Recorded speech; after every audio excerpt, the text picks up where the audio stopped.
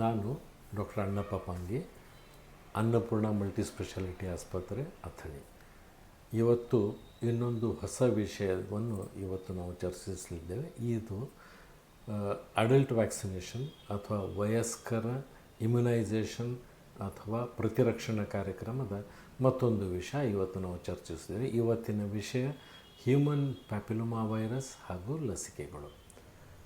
February 1ನೇ ತಾರೀಕು ನಮ್ಮ ಅರ್ಥಮಂತ್ರಿ ನಮ್ಮ ನಿರ್ಮಲಾ ಸೀತಾರಾಮನ್ ಅವರು ತಮ್ಮ ಬಜೆಟ್ನಲ್ಲಿ ಒಂದು ಆರೋಗ್ಯದ ವಿಷಯದ ಬಗ್ಗೆ ಒಂದು ಮಹತ್ವದ ಒಂದು ಸಂದೇಶವನ್ನು ಕೊಟ್ಟರು. ಅದೇನೆಂದರೆ 9ರಿಂದ 15 ವರ್ಷದ ಎಲ್ಲ ಹೆಣ್ಣು ಮಕ್ಕಳಿಗೆ ಉಚಿತವಾಗಿ HPV ಲಸಿಕೆಯನ್ನು ಕೊಡಲಾಗುತ್ತದೆ ಎಂಬುದನ್ನು ಅನೌನ್ಸ್ ಮಾಡಿದರು.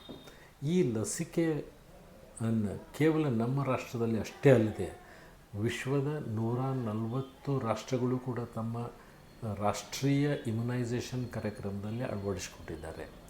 ಅದರ ಜೊತೆಗೆ ವಿಶ್ವ ಆರೋಗ್ಯ ಸಂಸ್ಥೆಯವರು ಕೂಡ ಈ ಲಸಿಕೆಯನ್ನು ತಮ್ಮ ಎಲ್ಲ ರಾಷ್ಟ್ರಗಳು ಕೂಡ ತಮ್ಮ ಆರೋಗ್ಯ ಕಾರ್ಯಕ್ರಮದಲ್ಲಿ, ರಾಷ್ಟ್ರೀಯ ಇಮ್ಯುನೈಸೇಷನ್ ಕಾರ್ಯಕ್ರಮದಲ್ಲಿ ಅಳವಡಿಸಿಕೊಳ್ಳಬೇಕು ಎಂದು ಸೂಚನೆಯನ್ನು ನೀಡಿದ್ದಾರೆ. ಹಾಗಾದರೆ ಈ HPV ಅಂದರೆ ಏನು, ಈ ಲಸಿಕೆಯ ಮಹತ್ವ ಏನು ಅನ್ನೋದ್ರ ಬಗ್ಗೆ ನಾವು ತಿಳಿದುಕೊಳ್ಳೋಣ. HPV ಅಂದರೆ human papilloma virus. Human papilloma virus ಅಂತಂದರೆ ಈ ವೈರಸ್ ಮುಖಾಂತರ, ಇದೊಂದು ವೈರಾಣು. ಈ ವೈರಸ್ ಯಾಕೆ ಅಷ್ಟು ಮಹತ್ವವನ್ನು ಪಡೆದಿದೆ ಅಂದರೆ ಈ ವೈರಸ್ನಿಂದ ಸ್ತ್ರೀಯರ ಕೊರಳಿನ ಕ್ಯಾನ್ಸರ್ ಉಂಟಾಗುತ್ತೆ ಎಂಬುದನ್ನು ಸಿದ್ಧ ಮಾಡಿದ್ದಾರೆ. ಈ ಕೊರಳಿನ ಕ್ಯಾನ್ಸರ್ವನ್ನು ಪ್ರಿವೆಂಟ್ ಅಥವಾ ಅದನ್ನು ತಡೆ ಹಿಡಿಬೇಕಂತಂದರೆ ಹ್ಯೂಮನ್ ಪ್ಯಾಪಿಲೋಮಾ ವೈರಸ್ ಹರಡದಂತೆ ನೋಡಿಕೊಳ್ಬೇಕು. ಅದಕ್ಕಾಗಿ ಇದು ಕೇವಲ ಕೊರಳಿನ ಕ್ಯಾನ್ಸರ್ ಅಷ್ಟೇ ಅಲ್ಲದೆ ಸ್ತ್ರೀಯರು ಹಾಗೂ ಪುರುಷರ ಜನನಾಂಗಗಳ ಕ್ಯಾನ್ಸರ್ ಹಾಗೂ ಗುದದ್ವಾರದ ಕ್ಯಾನ್ಸರ್ ಮತ್ತು ನರೋಲಿ ಅಥವಾ ವೈರಲ್ ವಾಟ್ಸ್ ಅಂತೇನಂತೀವೋ ಅದು ನಮ್ಮ ಜನನಾಂಗಗಳ ಪುರುಷರ ಹಾಗೂ ಸ್ತ್ರೀಯರ ಜನನಾಂಗಗಳಿಗೂ ಕೂಡ ಹಬ್ಬುತ್ತದೆ. ಇದು ಕಾರಣ ಅಂತಂದರೆ ಪುರುಷರು ಹಾಗೂ ಸ್ತ್ರೀಯರ ಲೈಂಗಿಕ ಕ್ರಿಯೆ ಮೂಲಕ ಇದು ಹರಡ್ತದೆ. ಅದಕ್ಕಾಗಿ ಹುಡುಗರು ಮತ್ತು ಹುಡುಗಿಯರು ಲೈಂಗಿಕ ಕ್ರಿಯೆಯನ್ನು ಪ್ರಾರಂಭಿಸುವ ಮುನ್ನ ಈ ಲಸಿಕೆಯನ್ನು ಕೊಡುವುದರಿಂದ ಈ ವೈರಾಣುಗಳು ಹರಡದಂತೆ ಅವುಗಳ ಆ ಇನ್ಫೆಕ್ಷನ್ ಕಂಟ್ರೋಲ್ ಮಾಡಲಿಕ್ಕೆ ಈ ಲಸಿಕೆಯ ಮುಖಾಂತರ ಇಮ್ಯುನೈಸೇಷನ್ ಪಡೆಯುವುದರಿಂದ ಸಾಧ್ಯ ಆಗ್ತದೆ. ಹಾಗಾದರೆ ಈ ಲಸಿಕೆಯನ್ನು ಯಾರಿಗೆ ಕೊಡಬೇಕು? ಈ ಲಸಿಕೆಯನ್ನು ನಮ್ಮ ವಿಶ್ವ ಆರೋಗ್ಯ ಸಂಸ್ಥೆಯ ಶಿಫಾರಸಿನ ಮೂಲಕ ಈ ಲಸಿಕೆಯನ್ನು ಪ್ರತಿ 9 ವರ್ಷದಿಂದ 15 ವರ್ಷದ ಎಲ್ಲ ಯುವಕ ಯುವತಿಯರಿಗೆ ಕೊಡಬೇಕೆಂದು ಶಿಫಾರಸು ಮಾಡಿದ್ದಾರೆ. ಅದರ ಜೊತೆಗೆ 26ರಿಂದ 45 ವರ್ಷದ ಪುರುಷರು ಹಾಗೂ ಸ್ತ್ರೀಯರು ಹಾಗೂ ಪುರುಷರಿಗೂ ಕೂಡ ಈ ಲಸಿಕೆಯನ್ನು ಕೊಡಬಹುದು.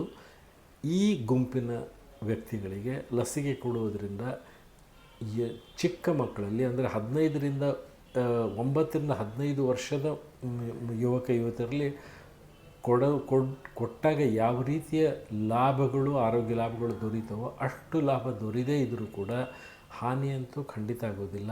ಮತ್ತು ಕೆಲವು ಕೇಸಸ್ ಆಫ್ ಸರ್ವೈಕಲ್ ಕ್ಯಾನ್ಸರ್ ಅದನ್ನು ಕೂಡ ನಾವು ಪ್ರಿವೆಂಟ್ ಮಾಡಲಿಕ್ಕೆ ಸಾಧ್ಯ ಇದೆ. ಸೊ ಹೀಗಾಗಿ 9ರಿಂದ 15 ವರ್ಷದ ಮಕ್ಕಳಿಗೆ ಮತ್ತು 26ರಿಂದ 45 ವರ್ಷದ ಪುರುಷರು ಹಾಗೂ ಸ್ತ್ರೀಯರಿಗೆ ಈ ಲಸಿಕೆಯನ್ನು ಕೊಡಬೇಕಂಥೇಳಿ ರೆಕಮೆಂಡೇಷನ್ಸ್ ಪ್ರಕಾರ ಹೇಳಿದ್ದಾರೆ. 9ರಿಂದ 15 ವರ್ಷದ ಹುಡುಗರು ಹಾಗೂ ಹುಡುಗಿಯರಿಗೆ ಈ ಲಸಿಕೆಯನ್ನು ಮೊದಲನೇ ಡೋಸ್ ಕೊಟ್ಟ ನಂತರ 6 ತಿಂಗಳ ನಂತರ 2ನೇ ಡೋಸನ್ನು ಕೊಡಲಾಗ್ತದೆ. ಸೊ ಈ ಗುಂಪಿನಲ್ಲಿ ಕೇವಲ 2 ಡೋಸ್ ಮಾತ್ರ ಸಾಕು. ಆದರೆ 26ರಿಂದ 15 ವರ್ಷ ಮೇಲ್ಪಟ್ಟವರಿಗೆ 15ರಿಂದ 26 ಹಾಗೂ 26ರಿಂದ 45 ಈ ಗುಂಪಿನಲ್ಲಿ ಲಸಿಕೆಯನ್ನು 3 ಡೋಸ್ನಲ್ಲಿ ಕೊಡಬೇಕಾಗ್ತದೆ. ಫಸ್ಟ್ ಡೋಸ್ ಕೊಟ್ಟು 2 ತಿಂಗಳ ನಂತರ 2ನೇ ಡೋಸ್ ಲಸಿಕೆಯನ್ನು ಕೊಡಬೇಕಾಗ್ತದೆ ಹಾಗೂ 3ನೇ ಡೋಸ್ ಲಸಿಕೆಯನ್ನು 6ನೇ ತಿಂಗಳಿಗೆ ಕೊಡಬೇಕು. ಸೊ ಹೀಗಾಗಿ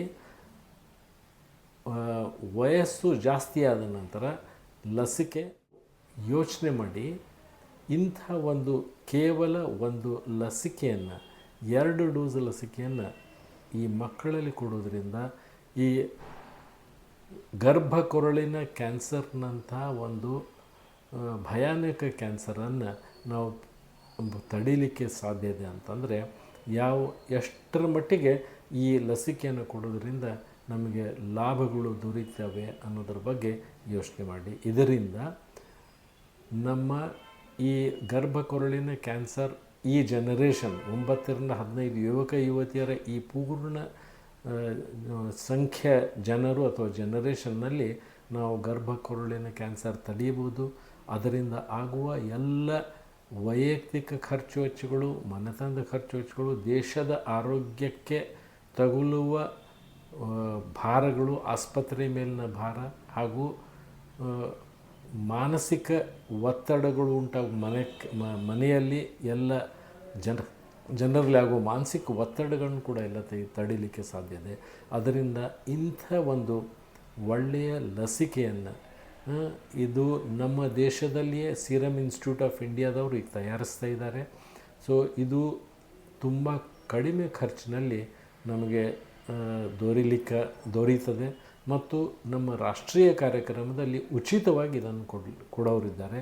ಸೊ ಹೀಗಾಗಿ ಎಲ್ಲರೂ ಯುವಕ ಯುವತಿಯರು 9ರಿಂದ 15 ವರ್ಷದವರು ಎಲ್ಲರೂ ಈ ಲಸಿಕೆಯ ಲಾಭವನ್ನು ಪಡೆದುಕೊಂಡು ಆರೋಗ್ಯದಿಂದ ಇರಲಿಕ್ಕೆ ಸಾಧ್ಯದ. ಸರ್ವೈಕಲ್ ಕ್ಯಾನ್ಸರ್ ಅಷ್ಟೇ ಅಲ್ಲದೆ ಉಳಿದ ಕ್ಯಾನ್ಸರ್ ಹಾಗೂ ವೈರಲ್ ವಾರ್ಡ್ಸ್ ಕೂಡ ನಾವು ನಿರ್ಮೂಲನೆ ಮಾಡಲಿಕ್ಕೆ ಸಾಧ್ಯತೆ. ಅದಕ್ಕೆ ಎಲ್ಲರೂ ಕೂಡ ಈ ಲಸಿಕೆಯನ್ನು ಪಡೆಯಬೇಕು. ಧನ್ಯವಾದಗಳು.